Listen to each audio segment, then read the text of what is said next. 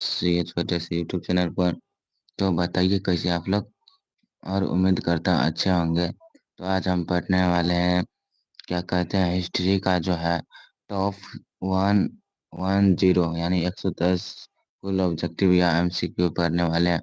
तो बिना देरी के आप लोग क्या कर दीजिए, चैनल को सब्सक्राइब कर दीजिए और लाइक कर दीजिए। और वीडियो में आगे बढ़ने से पहले आप लोग शेयर कर दीजिए। और वीडियो से आगे बढ़ने से पहले आप लोग से एक तो ख्वाहिश है कि, या एक तो उम्मीद है कि आप लोग पूरा देखेगा। तो चलिए, सबसे फर्स्ट ऑब्जेक्टिव में क्या कह रहा है। प्राग्ञ प्राग्ञ ऐतिहासिक काल के अंतर्गत विभिन्न कलाकृतियों को किस काल में रखा जाता है। तो प्राग्ञ ऐतिहासिक काल का जो विभिन्न कलाकृतियां हैं उसे किस काल में रखा जाता है। तो आप लोग को पता है तो कमेंट करिए और बताइए, तो किस काल में रखा जाता है, क्योंकि आप लोग का परीक्षा भी है। और ऑप्शन ए में कह रहा है कि पाषाण युग में, ऑप्शन बी में कह रहा है ताम्र पाषाण युग में, ऑप्शन सी में कह रहा है संक्रिय युग में, ऑप्शन डी में कह रहा है लौह युग में।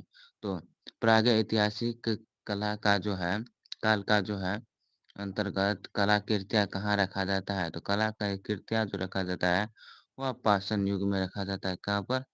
पाषाण युग में रखा जाता है। चलिए आगे बढ़ते हैं। दूसरा क्वेश्चन में क्या कह रहा है मुझसे, कह रहा है कि मानव सभ्यता के विकास का प्रथम आस्था अवस्था कौन सी है।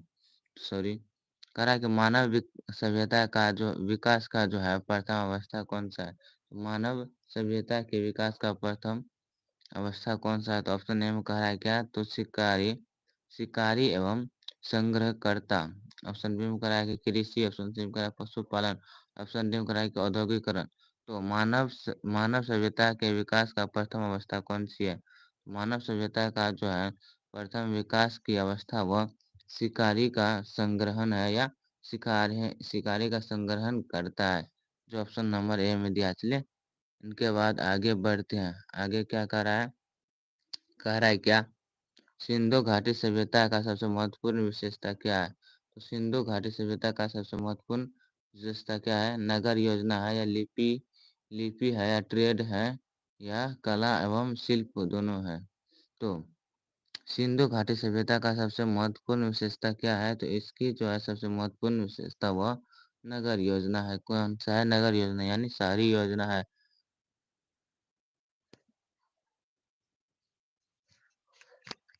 शहरी है। चलिए इनके बाद चार में कह रहा है कि मौर्य समाज के संस्थापक कौन थे। तो मौर्य समाज संस्थापक कौन थे। तो ऑप्शन ए में कह रहा है चंद्रगुप्त मौर्य, ऑप्शन बी में कह रहा है अशोक, ऑप्शन सी में कह रहा है कनिष्क, ऑप्शन डी में कह रहा है कि समुद्रगुप्त।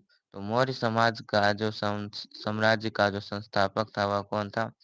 मौर्य साम्राज्य का संस्थापक वह चंद्रगुप्त मौर्य था। कौन था? चंद्रगुप्त मौर्य था। चलिए पांचवा में कह रहा है कि गुप्त साम्राज्य क्या, गुप्त साम्राज्य को किस काल के रूप में जाना जाता है। तो गुप्त साम्राज्य को जो है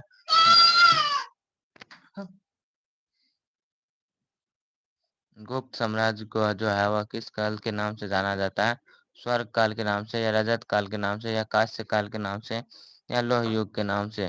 तो गुप्त साम्राज्य को जो जाना जाता है वह किस नाम से जाना जाता है। तो उसे स्वर्ण युग काल के नाम से जाना जाता है, यानी सोना के युग के काल के नाम से जाना जाता है। चलिए 6 में कह रहा है कि भारतीय स्वतंत्रता संग्राम के में किस नेता ने सत्याग्रह का सबसे अधिक प्रभावशाली ढंग से उपयोग किया था। तो कौन सा ऐसा नेता था जो भारतीय स्वतंत्रता संग्राम में, जिन्होंने किसका, तो स्वतंत्रता संग्राम में सत्याग्रह का काफी अधिक फायदा उठाया था।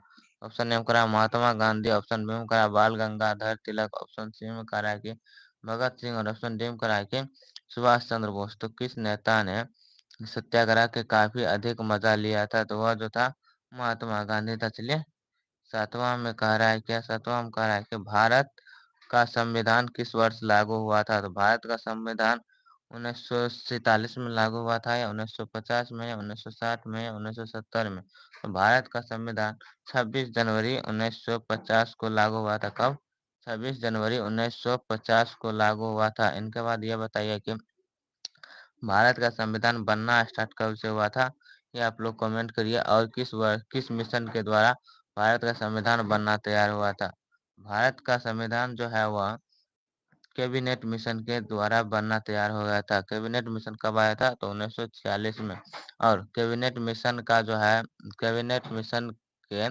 बाद जो है भारतीय संविधान के लिए सबसे पहला बैठक कब हुआ था? सबसे पहला बैठक कब हुआ था?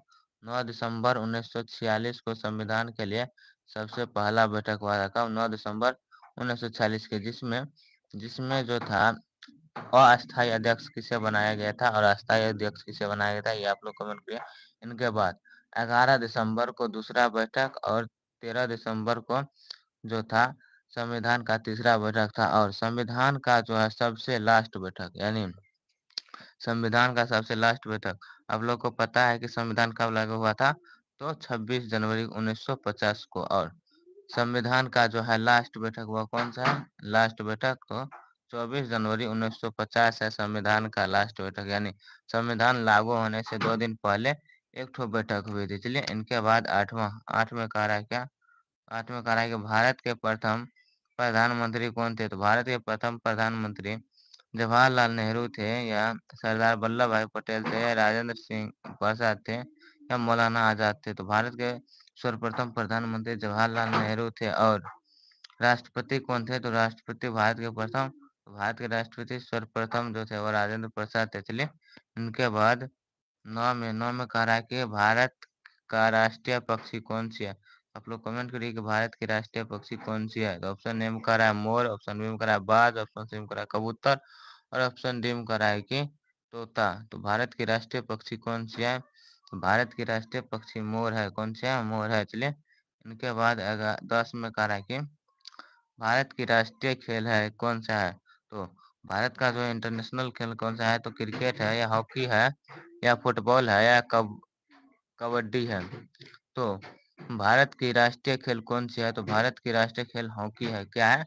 हॉकी है। चलिए, इनके बाद 11 में कह रहा है कि मानव सभ्यता का प्रथम चरण विकास कौन सी है? तो मानव सभ्यता का जो है प्रथम चरण विकास हुआ शिकारी का संग्रहण चरण है, या कृषि चरण है, या पशुपालन चरण है, या औद्योगिक चरण है? मानव सभ्यता का जो है प्रथम चरण कौन सा है? तो मानव सभ्यता का प्रथम चरण आप लोग को क्वेश्चन नंबर 1 में ये बताए थे कि शिकार का जो है संग्रहण है। क्या है? शिकार का संग्रहण है। चलिए, इनके बाद 12 में कह रहा है कि प्रगतिशील कला के उपकरण, क्या कह रहा है? प्रगतिशील कला के उपकरण एवं हथियार कौन से बनाए जाते हैं? तो प्रगतिशील कला और के उपकरण एवं हथियार को किससे बनाया जाता है? लकड़ी से, या हड्डी से, या पत्थर से, या ऊंचा ऊंचा सबसे ऊंचा या उपयुक्त सभी से? तो प्रगतिशील काल के उपकरण या एवं हथियार किससे बनाया जाता है? तो प्रगतिशील काल का जो है हथियार किससे बनाया जाता है? तो इनका जो हथियार बनाया जाता है वह सबसे ऊंचे, यानी पत्थर, हड्डी एवं लकड़ी सभी का बनाया जाता है। चलिए, इनमें हड्डी का जो बनाया गया था वह इंद्र का वज्र बनाया गया था। किसका? भगवान इंद्र का वज्र बनाया गया था। चलिए, तो वह 13 में कह रहा है कि मानव ने आग का प्रयोग प्रथम किस युग में किया था? तो मानव जो था वह आग का प्रथम यूज कब किया था? तो आप लोग कमेंट करिए कब किया था, या किस युग में किया था? वह जो था परापाषाण युग में किया था, या मध्य पाषाण युग में, या नव पाषाण युग में, या ताम्र पाषाण युग में किया था? मानव जो था सर्वप्रथम आग का शुरुआत या आग का यूज कब किया था? मानव जो था आग का यूज हुआ पूरा पाषाण युग में किया था। चलिए, इनके बाद 14 में कह रहा है कि मानव ने कृषि कार्य की शुरुआत किस युग में की थी? तो मानव जो था कृषि की शुरुआत वह पूरा पाषाण युग में किया था, या मध्य पाषाण युग में, या नव पाषाण युग में, या ताम्र पाषाण युग में? तो मानव ने जो था कृषि का शुरुआत वह किस युग में किया था? आप लोग कमेंट करिए।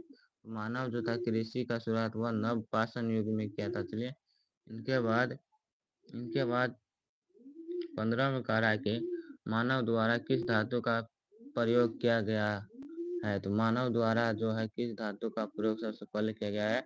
तांबा का या लोहा का या सोना का या चांदी का? आप लोग कमेंट करिए कि मानव द्वारा सबसे पहला कौन सा धातु का प्रयोग किया गया है। तो मानव द्वारा सबसे पहला जो धातु का प्रयोग किया गया वह तांबा का किया गया। चलिए इनके बाद 15 के बाद 16 में करा के मानव ने प्रथम किस फल का प्रयोग किया था। तो मानव ने सर्वप्रथम किस फल का प्रयोग कब किया था? चावल किया था या चावल किया था, चावल गेहूं किया था, या चावल किया था, या जौ किया था, या धान किया था। तो मानव ने प्रथम किस फल कौन सा उगाया था? तो वह जो उगाया था वह कौन सा किस फल था? तो वह जो था जौ, जौ था। कौन सा था? जौ। इसलिए इनके बाद 17 में कह रहा है कि नवपाषाण युग में चावल की खेती का प्रमाण किस स्थान से प्राप्त हुआ था? तो जो नवपाषाण युग में खेती हो रही थी इसकी इसकी हमें इसकी हमें जो है साक्ष्य हमें किससे मिलती है? ऑप्शन ए में करा कि मेहरगढ़ से, ऑप्शन बी में करा बेलन से, ऑप्शन सी में करा मोहनजोदारो से, ऑप्शन डी में करा हड़प्पा से। तो कहाँ से हमें मिलती है नवपाषाण युग? जहाँ से हमें खेती की साक्ष्य मिलती है वह कहाँ से मिलती है? आप लोग कमेंट करिए। यह जो मिलती है हमको वह कहाँ से मिलती है? तो बेलन से मिलती है। चलिए इनके बाद 18 में कह रहा है कि प्राचीनतम प्रतिमान, क्या करा है? प्राचीनतम प्रतिमान किससे मिला है? वो मिला हुआ है। प्राचीनतम प्रतिमान वह किससे मिला है? तो मेहरगढ़ से मिला है, या बेलन से, या मोहनजोदारो से, या हड़प्पा से? किससे मिला है? आप लोग कमेंट करिए। तो प्राचीनतम प्रतिमान किससे मिला है? तो यह जो मिला है यह किससे मिला है? तो मेहरगढ़ से मिला है। चलिए 19 में कह रहा है कि सिंधु घाटी सभ्यता किस काल की सभ्यता है? सॉरी, किस वर्ष नहीं, किस काल की सभ्यता है? तो सिंधु घाटी सभ्यता जो है वह पूरा पाषाण काल की है, या मध्य पाषाण काल की है, नव पाषाण काल की है, ताम्र पाषाण काल की है? सिंधु घाटी सभ्यता जो है वह किस काल की है? तो सिंधु घाटी सभ्यता जो है वह किस काल की है? वह जो है ताम्रपाषाण युग काल के है। किस काल के है? तो ताम्रपाषाण काल की है। चलिए इनके बाद 20 में कह रहा है कि हड़प्पा का दरवाजा कब हुआ था? यानी हड़प्पा में जो है दरवाजा कब लगा था? 1921 में, 1922 में, 1923 में, 1924 में? तो हड़प्पा में जो दरवाजा लगा था वह कब लगा था? तो हड़प्पा में दरवाजा जो था वह लगभग 1921 में लगा था। कब? 1921 में हड़प्पा में दरवाजा लगा था। चलिए इनके बाद 21 में कहा कि निम्न में से किस स्थल का नाम मृतकों के टीला से जाना जाता है? तो मृतकों के टीला के नाम से किस स्थान को जानते हैं? मोहनजोदारो को, या हड़प्पा को, या चूहूदरो को, या मंझरो को, या उज्जैन उसी को कहते हैं? तो किसे हम जानते हैं मृतकों के टीले के नाम से? मृतकों के टीले के जो नाम से जानते हैं हम किसे जानते हैं? आप लोग कमेंट करिए। तो हम जो जानते हैं मोहनजोदारो को जानते हैं। चलिए इनके बाद 22वां में कह रहा है कि मोहनजोदारो के टीले का पुनर्जीवित का श्रेय किसको दिया जाता है? मोहनजोदारो का जो है टीले का पुनर्जीवित श्रेय किसे दिया जाता है? तो वह रखल दास बनर्जी को दिया जाता है, या दयाराम साहनी को, या जॉन मार्शल को, या A.M. वत्स को? किसको मोहनजोदारो के टीले का पुनर्जीवित का श्रेय दिया जाता है? यह श्रेय किसको दिया जाता है? वह जो दिया जाता है वह रखल दास बनर्जी को दिया जाता है। चलिए इनके बाद 10 में कहा है कि हड़प्पा सभ्यता में विशाल स्नान घर का प्रतीक कहाँ से प्राप्त हुआ है? तो हड़प्पा सभ्यता का जो है विशाल स्नान घर का प्रतीक कहाँ से प्राप्त हुआ है? मोहनजोदारो से, या हड़प्पा से, या चहूर से, या लोथल से? तो कहाँ से हमें प्राप्त हुआ है? आप लोग कमेंट करिए। मोहनजोदारो, सॉरी, क्या करा है? हड़प्पा सभ्यता का स्नानगार कहाँ से हमें मिला है? तो हड़प्पा सभ्यता का जो है स्नानगार, विशाल स्नानगार का प्रतीक कहाँ से प्राप्त हुआ है? आप लोग कमेंट करिए कहाँ से प्राप्त हुआ है?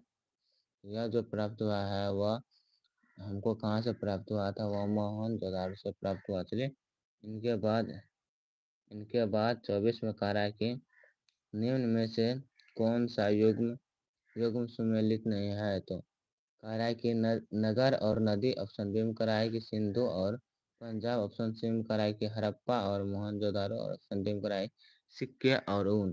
तो निम्न में से कौन जो है सुमेलित नहीं है? तो इनमें जो है सुमेलित कौन सा नहीं है? इनमें जो सुमेलित नहीं है वह सिंधु और पंजाब है। कौन सा है? तो सिंधु और पंजाब है। चलिए इनके बाद 25 में कह रहा है कि सिंधु घाटी सभ्यता में महादेवी का प्रतीक कहाँ से प्राप्त हुआ है? तो सिंधु घाटी सभ्यता में जो है महादेवी का प्रतीक वह कहाँ से प्राप्त हुआ है? मोहनजोदारो से, या हड़प्पा से, या चहुर से, या लोथल से? तो सिंधु घाटी सभ्यता में जो है महादेवी की प्रतीक कहाँ से हमें मिलती है? सिंधु घाटी सभ्यता में जो है महादेवी की प्रतीक हमें मोहनजोदारो से मिलती है।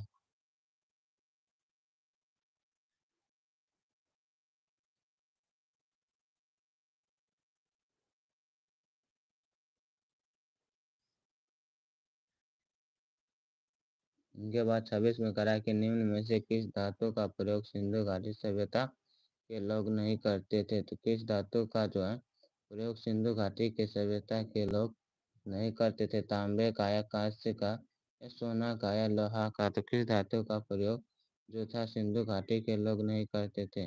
वह जो था किस धातु का प्रयोग नहीं करते थे? तो लोहा धातु का प्रयोग नहीं करते थे। चलिए इनके बाद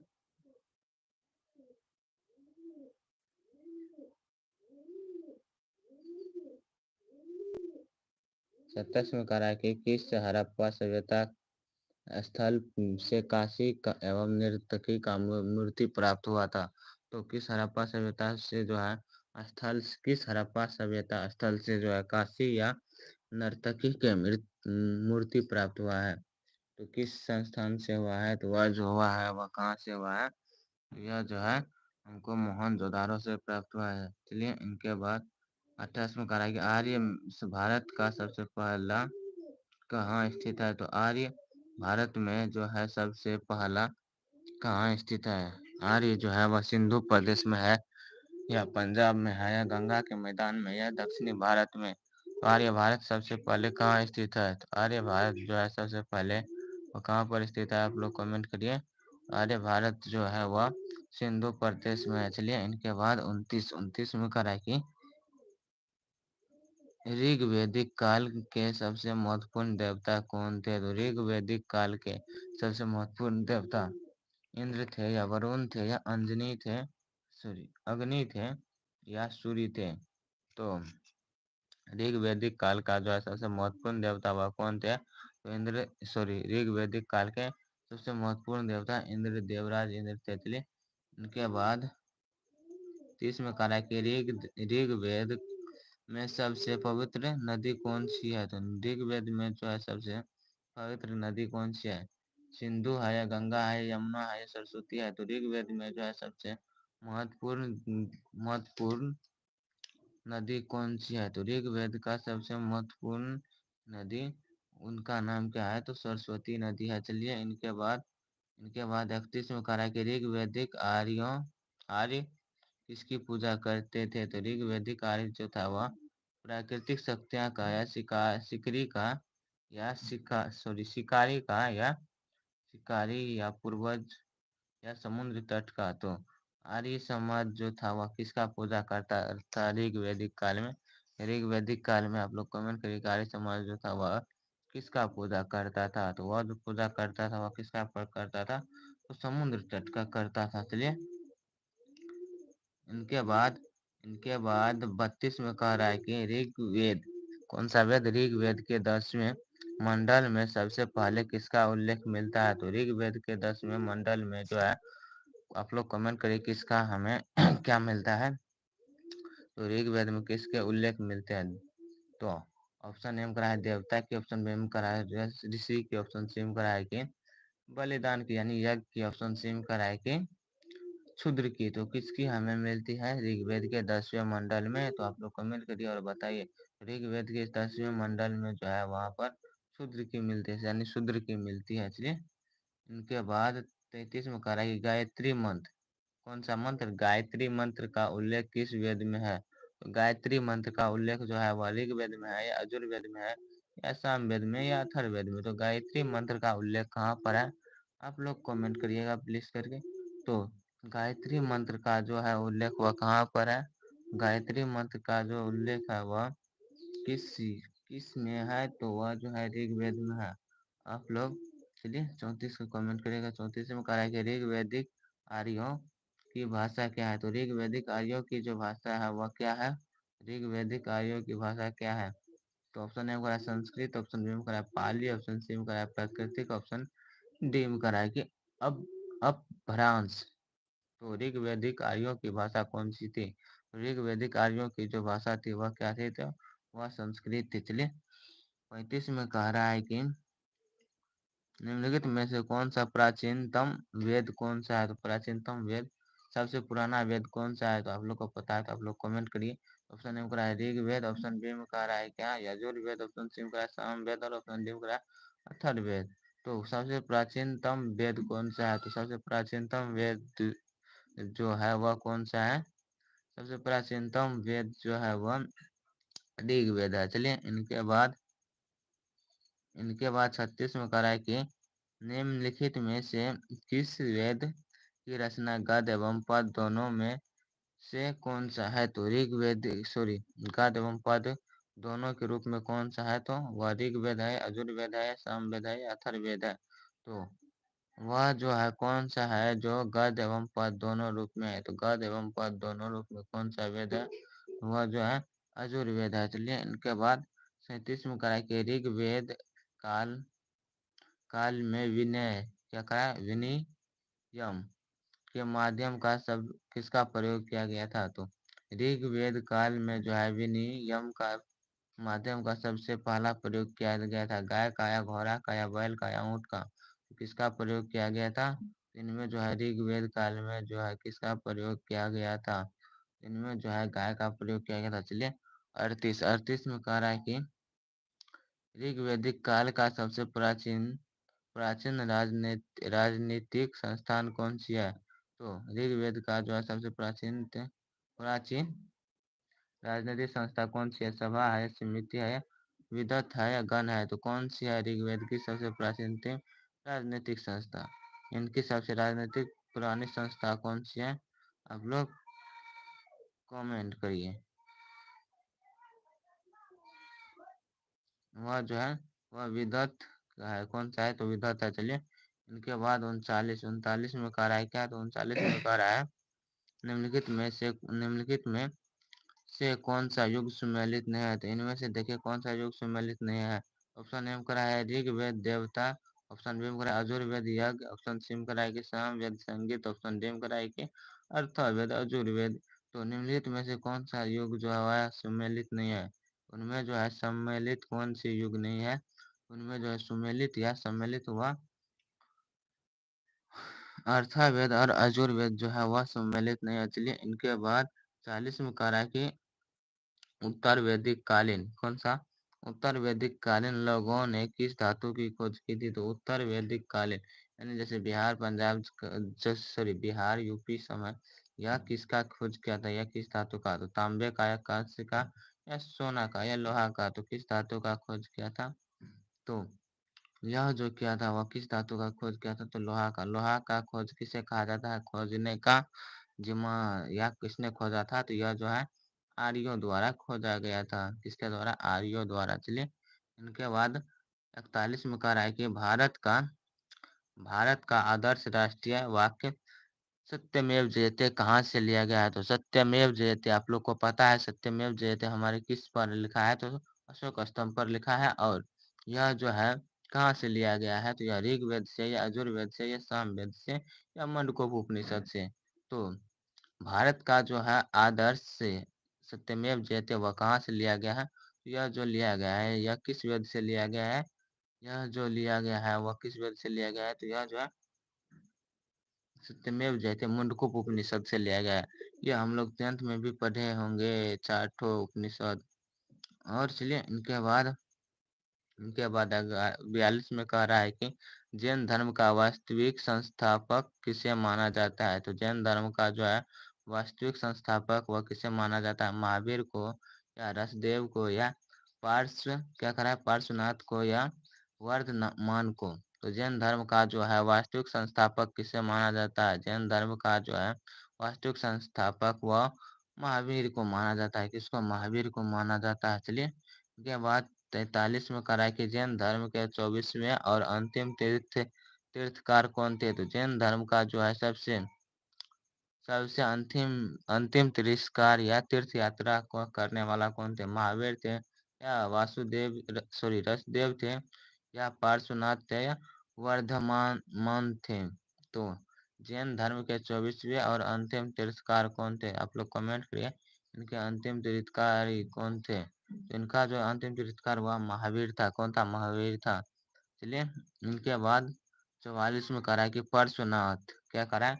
पार्श्वनाथ द्वारा प्रतिपादित 4 महाव्रतों में महावीर स्वामी ने कौन सा 5वां व्रत जोड़ा था? तो पार्श्वनाथ का जो है प्रतिपादन में चार महाव्रतों में कौन सा महाव्रत? तो 4 महाव्रत में जो था वह महावीर स्वामी ने कौन सा 5वां व्रत जोड़ा था? तो ऑप्शन ए में करा अहिंसा, ऑप्शन बी में करा असत्य, ऑप्शन डी में करा है असत्य और ऑप्शन डी में करा ब्रह्मचर्य। तो पार्श्वनाथ का जो है प्रतिपादन के लिए महावीर ने कौन सा व्रत जोड़ा था? तो आप लोग कमेंट करिए कौन सा व्रत जोड़ा था। तो इनमें जो जोड़ा गया था वह ब्रह्मचर्य जोड़ा गया था। चलिए इनके बाद 24 में कह रहा है कि यह क्वेश्चन हम पहले भी पढ़ चुके हैं कि जैन धर्म में तीर्थकारों की संख्या कितनी है? तो जैन धर्म में तीर्थकारों की संख्या 24 है या 25 है या 26 है या 27 है? तो जैन धर्मों में जो है तीर्थकारों की संख्या कुल 24 है और यह अंतिम है। कौन सा?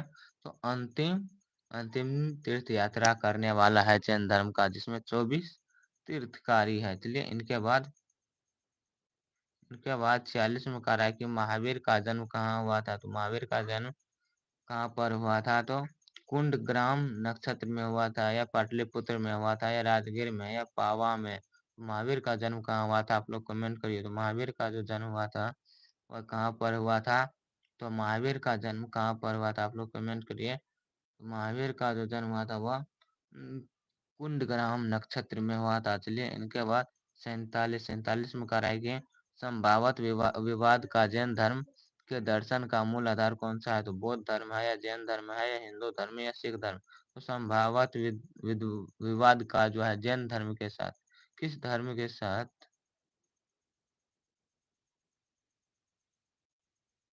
किस किस धर्म के साथ है जो है संभावत विवाद धर्म के दर्शन का मूल आधार है?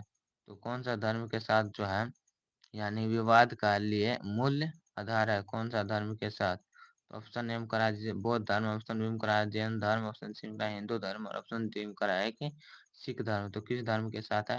आप लोग कमेंट करिए और बताइए। तो यह जो है किस धर्म के साथ है? जैन धर्म के साथ काफी अधिक विवाद का दर्शन दिया है। चलिए इनके बाद 48 में कह रहा है कि प्रथम जैन संगीत आयोजित किया गया था पाटलिपुत्र में या राजगीर में या कुंडग्राम में या चमकीला में? प्रथम जैन जैन संगीत का कहाँ पर आयोजित किया गया था? तो प्रथम जैन संगीत जो है वह कहाँ पर आयोजित किया गया था? आप लोग कमेंट करिए। तो यह जो आयोजित किया गया था वह पाटलिपुत्र में किया गया था। कहाँ पर? पाटलिपुत्र में किया गया था।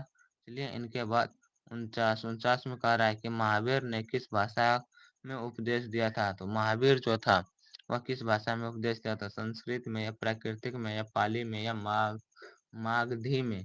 तो महावीर जो था वह किस भाषा में उपदेश दिया था? आप लोग कमेंट करिए। तो महावीर जो था वह प्राकृतिक भाषा में उपदेश दिया था। चलिए 50 में करा है कि महात्मा बुद्ध का जन्म कहाँ पर हुआ था? तो महात्मा बुद्ध का जन्म जो है वह कपिल वस्तु में हुआ था या लुम्बिनी में हुआ था या बोध गया में या राक्षसी में? तो महात्मा बुद्ध का जो जन्म हुआ था वह कहाँ पर हुआ था? महात्मा बुद्ध का जन्म हुआ लुम्बिनी में हुआ था।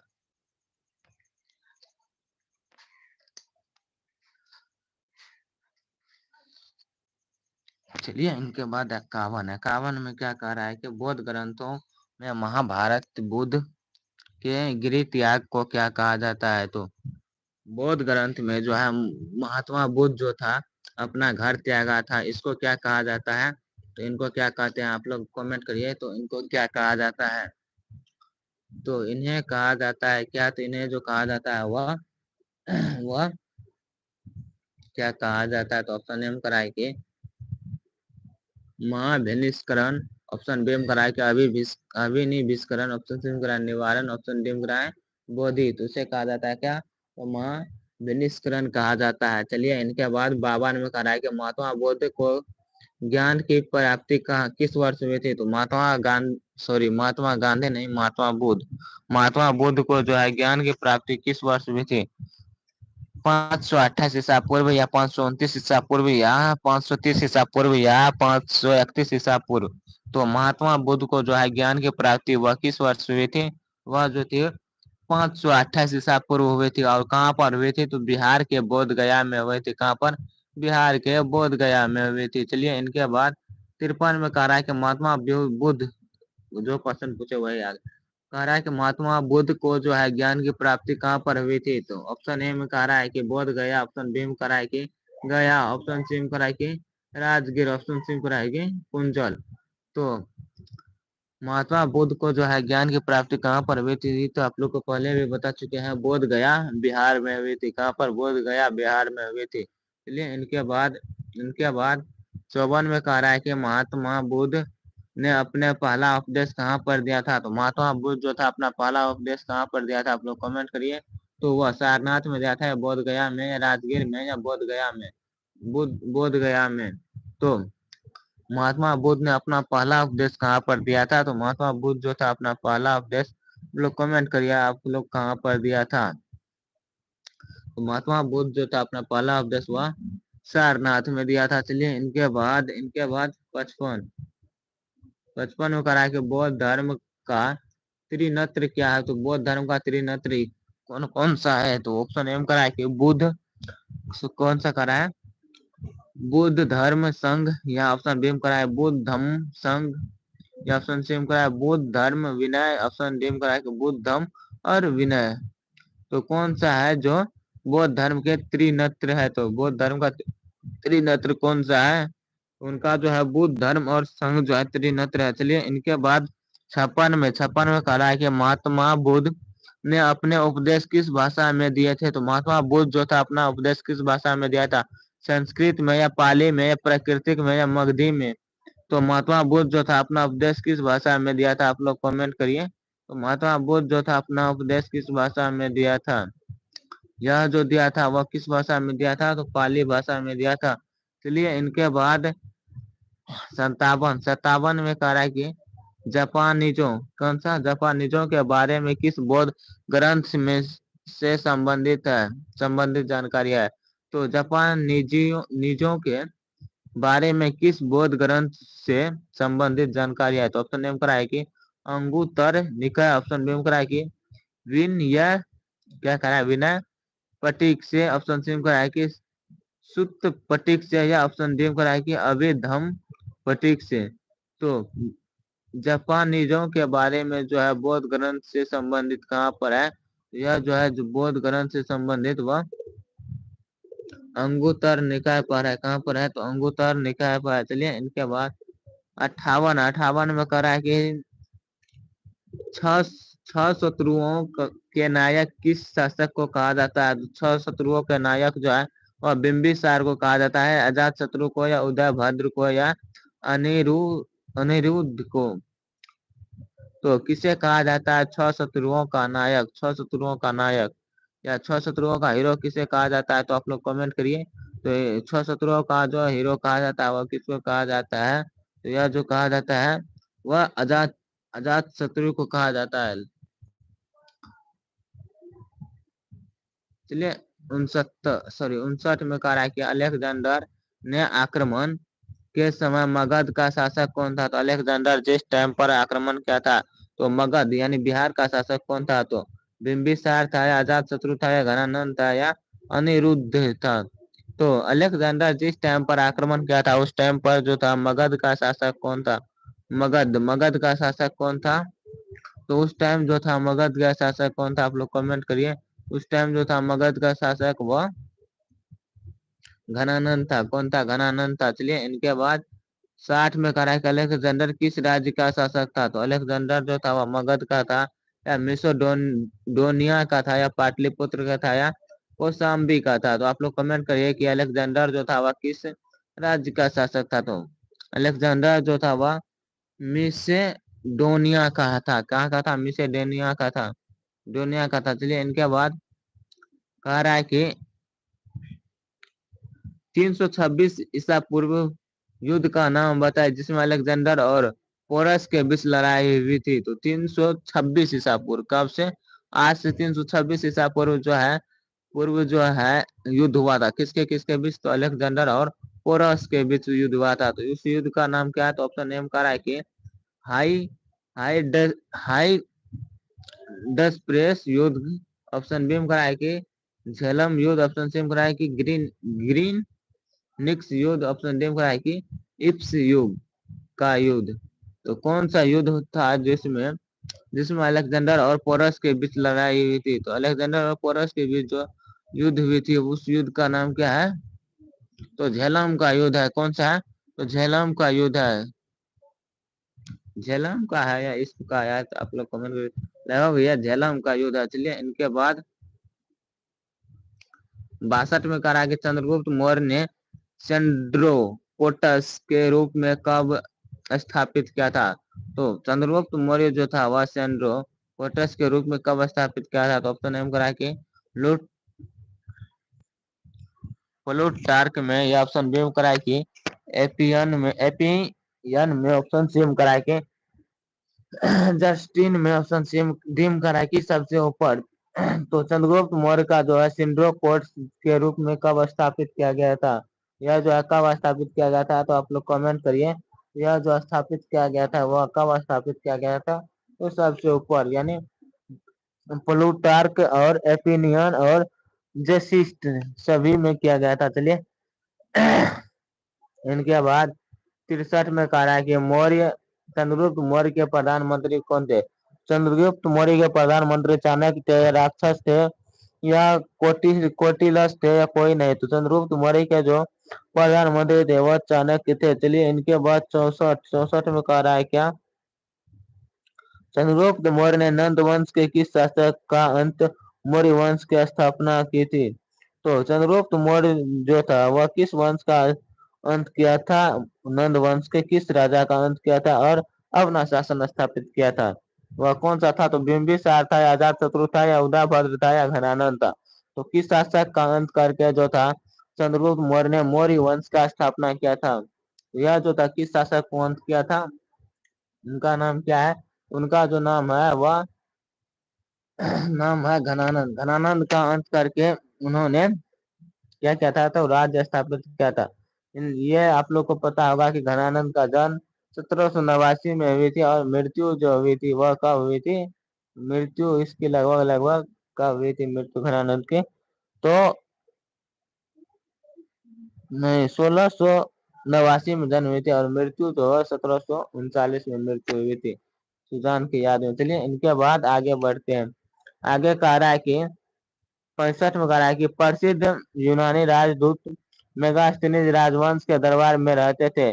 तो मेगास्थनीज जो था वह किसके राज दरबार में रहते थे? तो बिंबिसार के, या अजातशत्रु के, चंद्रगुप्त मौर्य के, या घनानंद के? तो बिंबिसार जो रहते थे वह चंद्रगुप्त मौर्य के यहाँ रहते थे। और चंद्रगुप्त जो मेगास्थनीज था इसको भेजने वाला कौन था? तो राजा सेल्यूकस। कौन था? राजा सेल्यूकस। राजा सेल्यूकस। यह राजा कहाँ का था? यह राजा यूरोप का था। और यह राजा कहाँ का था? तो यूरोप का था। तो यह अपनी पुत्री की शादी करने के लिए चंद्रगुप्त मौर्य से इनको भेजा था, मेगास्थनीज को देखने के लिए। चलिए इनके बाद 66 में कहा है कि कौटिल्य का विश्व प्रसिद्ध रचना कौन सा है? कौटिल्य का जो है विश्व प्रसिद्ध रचना अर्थशास्त्र है, या इंडिका है, या ए या बी दोनों है, या कोई नहीं? तो कौटिल्य का जो रचना है ए और बी दोनों है। चलिए 67 में कहा है कि निम्नलिखित में से कौन सा कथन सत्य है? तो बिंबिसार ने मगध साम्राज्य स्थापित किया था, या अजात शत्रु अजात शूद्र अजातशत्रु ने नीतीश पर आक्रमण किया था या चंद्रगुप्त मौर्य ने मौर्य वंश की स्थापना किया था या उपयुक्त सभी। तो इनमें से जो हो जाएगा वह उपयुक्त सभी हो जाएगा। क्या हो जाएगा? उपयुक्त सभी, क्योंकि चंद्रगुप्त मौर्य ने घनानंद को हराकर वहां पर मौर्य वंश की स्थापना की थी, नंद वंश को हराकर। और अजातशत्रु ने नीतीश पर आक्रमण किया था और बिंबिसार जो था वह मगध साम्राज्य स्थापित किया था। चलिए 68 में कह रहा है कि यूनानियों ने अंतिम रोज शोर सॉरी रोर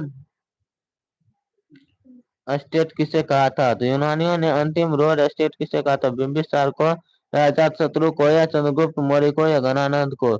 यूनानियों ने अंतिम रोर स्टोर जो कहा था वह किसको कहा था? आप लोग कमेंट करिए तो और बताइए।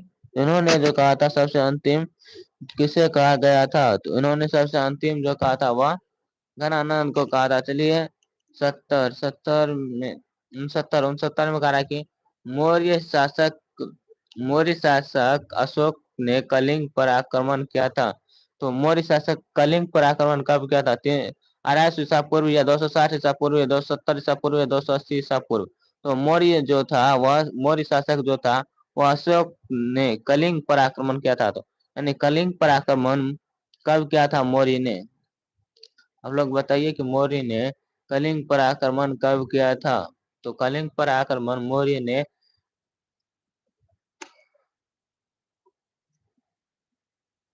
वह 260 ईसा पूर्व किया था। चलिए इनके बाद 70 में कहा है कि अशोक ने शिलालेखों का पहली बार कैसे पढ़ा था? तो अशोक ने जो था शिलालेख को सर्वप्रथम कैसे पढ़ा था? जेम्स प्रिसेप से, या विलियम जोन्स से, या कनिष्क से, या कृष्ण से? तो अशोक ने जो था शिलालेखों को पहले बार कैसा पढ़ा था या किस तरह से पढ़ा था? आप लोग कमेंट करिए और बताइए। तो अशोक ने जो है शिलालेखों का सर्वप्रथम किस तरह से पढ़ा था? तो यह जो पढ़ा था अशोक वह किस तरह से पढ़ा था? तो वह जेम्स निर्माता के रूप में पढ़ा था। चलिए इनके बाद 71 में कह रहा है कि अशोक ने चित्र में कलिंग विजय का वर्णन है। तो अशोक का जो है वह कलिंग युद्ध में वर्णन है, यस या नो?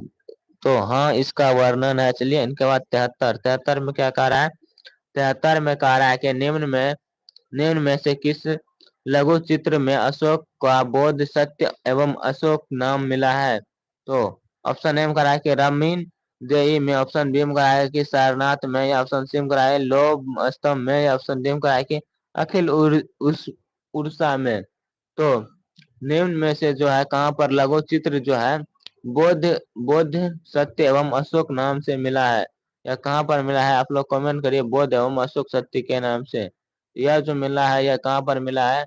यह जो मिला है वह रमीन रमीन देही में मिला है। चलिए इनके बाद 73 में कह रहा है कि अशोक का साबोर्ड अशोक का साबोर्डो का सागर ग्रीक और अमर अर में किस में प्राप्त होता है?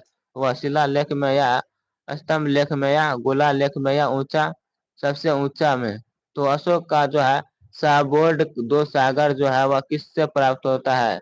तो यह दो सागर जो है वह किससे प्राप्त होता है? आप लोग कमेंट करिए और बताइए। तो यह दो सागर जो है वह शिलालेख से प्राप्त होता है। चलिए इनके बाद 74 में कह रहा है कि सांची, क्या कह रहा है? सांची के स्तूप का निर्माण कब हुआ था? तो सांची का जो स्तूप हुआ अशोक के टाइम में हुआ था, या बिंबिसार के टाइम में हुआ था, या अजातशत्रु के टाइम में हुआ था, या चंद्रगुप्त मौर्य के टाइम में हुआ था? तो सांची का जो है स्तूप हुआ किसके निर्माण किसके टाइम में हुआ था? तो आप लोग कमेंट करिए यह किसके टाइम में हुआ था? यह जो हुआ था वह किसके टाइम में हुआ था? तो अशोक के टाइम में हुआ था। चलिए इनके बाद 75 में कहा रहा है कि मेगास्थनीज ने भारतीय भारतीय समाज का कौन सा आभूषण बनाया था? तो 7 आभूषण बनाया था, या 6 आभूषण बनाया था, या 5 आभूषण बनाया था, या 4 आभूषण बनाया था? तो मेगास्थनीज जो था वह भारत समाज में कौन सा आभूषण बनाया था? तो यह जो था कौन सा आभूषण बनाया था? मेगास्थनीज जो था भारत में वह कौन सा बनाया था? तो वह जो 7 बनाया था। कितना बनाया था? 7 बनाया था। मेगास्थनीज कहाँ का रहने वाला था? तो यह एक यूरोपीय था जिसको राजा सेल्यूकस ने भेजा था अपनी बेटी उत्तरी की शादी कराने के लिए चंद्रगुप्त मौर्य के लिए। चलिए इनके बाद 76 में कहा कि किस मौर्य शासक ने अहिंसा का प्रतिपादन कर दिया था? तो अहिंसा यानी कोई युद्ध नहीं, यह किसने घोषणा किया कर दिया था? ऑप्शन ए में करा बिंबिसार ने, ऑप्शन बी में करा कि अजात शत्रु ने, ऑप्शन सी में करा चंद्रगुप्त मौर्य ने, ऑप्शन डी में करा अशोक ने। तो किस मौर्य शासक ने जो है अहिंसा का प्रतिपादन किया था? अहिंसा का जो है प्रतिपादन वह किसने किया था? आप लोग कमेंट करिए और बताइए। तो अहिंसा का जो है प्रतिपादन हुआ बिंबिसार ने किया था। चलिए इनके बाद 77 में क्या कह रहा है? 77 में क्या कह रहा है आप लोग देखिए, कह रहा है कि निम्नलिखित में से कौन सा कथन सत्य है? तो आप लोग कमेंट करके बताइए। और चलिए सबसे पहले इन चारों ऑप्शन को पढ़ते हैं। कह रहा है कि अशोक ने कलिंग पर आक्रमण किया था या नहीं? आप लोग यस या नो करिए। फिर इनके बाद बताइए कि अशोक ने बौद्ध धर्म का नामकरण किया था या नहीं? आप लोग कमेंट करिए। और इनके बाद कह रहा है कि अशोक ने अहिंसा का प्रचार किया था या नहीं? आप लोग कमेंट करिए। इसके बाद कह रहा है कि ऊंचे क्या करा, ऊंचे में कोई नहीं, यह आक्रमण यह था। तो कह रहा है कि इनमें से जो है कौन सा कथन सत्य है? तो इनमें जो है कौन सा कथन सत्य है? तो इनमें ऑप्शन नंबर ए सही है, जो है अशोक ने कलिंग पर आक्रमण किया था। वास्तव में कलिंग पर आक्रमण किया था और कितने ईसा पूर्व आक्रमण किया था, ये आप लोग बताइए। कलिंग का युद्ध कब हुआ था? चलिए इनके बाद 78 में कह रहा है कि क्या कह रहा है 78 में? मौर्य काल में विशेष किसे कहा जाता है? तो मौर्य काल में विशेष जो है राजा को कहा जाता है, मंत्री को या सेनापति या कमांडर को या सभी को। तो मौर्य काल में जो है सबसे अधिक विशेष यानी सबसे अधिक सम्मान किसका किया जाता था? तो मौर्य काल में जो है सबसे अधिक सम्मान वह किसका किया जाता था? तो सभी का किया जाता है, राजा मंत्री सेनापति प्रजा तरजा सभी का किया जाता है। चलिए इनके बाद 79 में करा कि प्रसिद्ध व्यापारी आचार्य द्विवेय क्या करा है? प्रसिद्ध व्यापारी आचार्य द्विवेय जातीय समकालीन थे। तो आचार्य द्विवेय जो थे वह किसके समकालीन थे? बिंबिसार के थे या अजात शत्रु के थे या चंद्रगुप्त मौर्य के थे या पुष्यमित्र के थे? तो प्रसिद्ध व्याकरण आचार्य प्रसिद्ध व्याकरण आचार्य द्विवेदी जातीय किसके समकालीन थे? आप लोग कमेंट करिए वह किसके समकालीन थे? प्रसिद्ध व्याकरण आचार्य किस द्विवेदी जी वह किसके समकालीन थे? तो आप लोग कमेंट करिए और बताइए। यह जो था वह पुष्य मित्र का था। किसका? पुष्य मित्र का था। चलिए इनके बाद 80 में करा कि शुंग राजवंश के संस्थापक कौन थे? तो शुंग राजवंश का संस्थापक कौन थे? तो ऑप्शन ए में कह रहा है कि पुष्य मित्र थे, या ऑप्शन बी में कह रहा है कि अगेन मित्र थे, ऑप्शन सी में कह रहा है कि वसुमित्र थे, या ऑप्शन डी में कह रहा है कि पुल क्या कह रहा है पुलिद सेन शुंग थे। तो शुंगु राजवंश का शुंग राजवंश का जो था वह कौन संस्थापक था? तो शुंग राजवंश का जो संस्थापक था वह कौन संस्थापक था? आप लोग कमेंट करिए। शुंग राजवंश का जो संस्थापक था वह पुष्यमित्र शुंग था। कौन था? पुष्यमित्र शुंग था। चलिए इनके बाद ये अकाशी में कह रहा है कि भूमि दान का प्रथम उल्लेख किस राजवंश के समय का है? तो भूमि सबसे पहले दान किसने किया था? मौर्य वंश ने या शुंग वंश ने या सातवाहन ने या गुप्त वंश ने? तो कौन सा ऐसा वंश था जो सबसे पहले भूमि दान किया था? तो वह कौन सा वंश था? तो यह जो था वंश वह कौन सा वंश था? तो वह सातवाहन था। चलिए इनके बाद 82 में करा है कि शीशो क्या करा, सॉरी शीशे से किससे शीशे के सिक्के किस राजवंश ने शासकों ने चलाया था? तो सिक्का शीशे का यानी जो शीशा था, शीशा लेड यानी लेड जो था या इसका जो है वह किसने चलाया था? ऑप्शन एम करा मौर्य ने, ऑप्शन बी करा शुंग ने, ऑप्शन सी करा सातवाहन ने, ऑप्शन डी करा गुप्त ने। तो किसने चलाया था शीशे का जो है, सॉरी शीशे का सिक्का? शीशे का सिक्का किसने चलाया था? आप लोग कमेंट करिए और बताइए। तो शीशे का जो सिक्का चलाया था उसका नाम क्या था? तो उनका जो नाम था शीशे का सिक्का चलाने वाला वह मौर्य वंश का था। मौर्य वंश का था। कौन सा राजा था यह आप लोग बताइए। चलिए उनके बाद 83 में क्या करा है? 83 में करा है कि भारत में सबसे पहले पहले किस राजवंश के शासकों ने सोने का सिक्का चलाया था? भारत में जो है कौन सा राजवंश का शासक था जो सोने का सिक्का चलाया था? मौर्य था या यह शुक वंश था या सातवाहन था या कृष्ण सॉरी कुषाण वंश था। तो कौन सा ऐसा वंश था जो सोने का सिक्का चलाया था? तो सोने का सिक्का चलाने वाला भारत में सर्वप्रथम कौन था? वह जो था कि कुषाण वंश था। कौन सा था? कुषाण वंश था। चलिए इनके बाद 84 में कराया गया। किस राजा के शासन काल में ईसाई धर्म प्रचारक सेठ थॉमस भाग लिया था? तो अशोक के टाइम में या पुष्यमित्र शुक के टाइम में या गौतमी पुत्र सातकर्णी के टाइम में या चंद्रगुप्त प्रथम के टाइम में? तो किसके टाइम में जो था राजा शासन काल में ईसाई धर्म के प्रचारक सेठ थॉमस थे? तो सेठ थॉमस किसके टाइम में थे? तो वह जो थे गौत क्या करा है गौतमी पुत्र सातकर्णी के साथ थे। चलिए